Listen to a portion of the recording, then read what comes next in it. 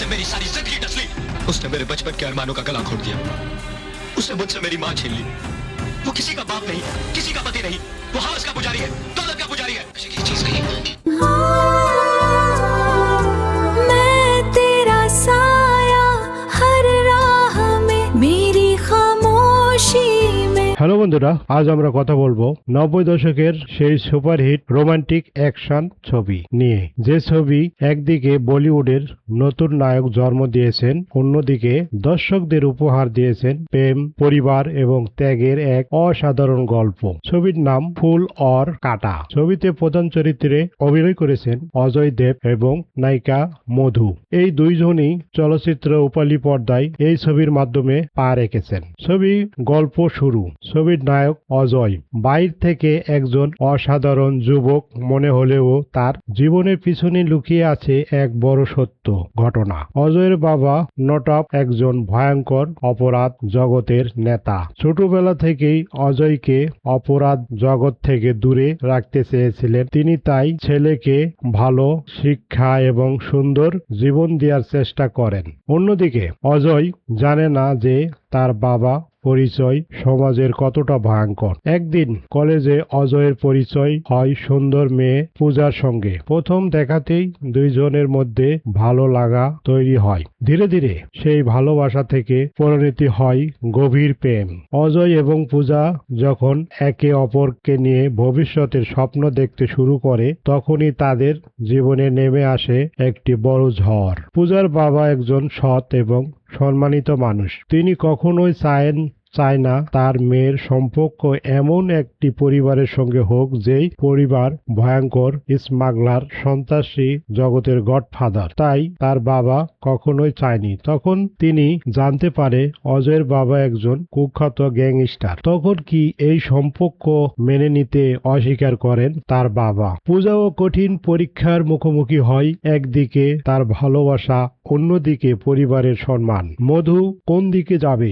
একদিকে প্রেমিকের ভালোবাসার এক মধুর সম্পর্ক, অন্যদিকে পিতার সম্মানের বিষয়। অজয় বুঝতে পারে তার বাবা অতীতে তার ভালোবাসার পথে সবচেয়ে বড় বাধা। সে সিদ্ধান্ত নেয় যে সে অপরাধের ছায়া থেকে বেরিয়ে একটি সৎ জীবন গড়বে। কিন্তু অপরাধ জগৎ এতটা সহজে কাউকে ছাড়ে না।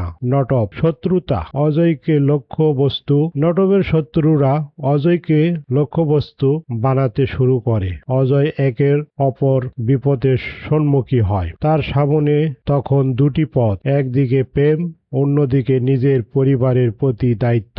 সংঘর্ষ এবং অ্যাকশন। এরপর ছবির গল্প আরো কঠিন হয়ে ওঠে। অজয়ের বাবার শত্রুতা করার হয়, শত্রুতার সাথে শেষ করে দিতে চায়, কিন্তু অজয়ের সাহসের সঙ্গে তার বাধা মোকাবিলা করে। একদিকে সেই তার প্রেমের রক্ষা করতে চায়, অন্যদিকে বাবার ভুল পথ থেকে ফিরিয়ে আনার চেষ্টা চালিয়ে যায়। ছবিটির প্রতিটি অ্যাকশন দৃশ্য দর্শকদের উত্তেজনা বাড়িয়েছেন। বিশেষ করে অজয়ের সাহস, লড়াই এবং তার দুটি মনোবল গল্পকে অন্য মাত্রা দেয়। শেষের দিকে নটব বুঝতে পারে, অর্থাৎ অজয়ের বাবা আমরেশপুরী বুঝতে পারে যে তার অপরাধ জীবনের ছেলের সুখের পথ সবচেয়ে বড় বাধা। তিনি উপলব্ধি করে একজন বাবা সবচেয়ে বড় দায়িত্ব হলো সন্তানের ভবিষ্যৎকে সুন্দর করা।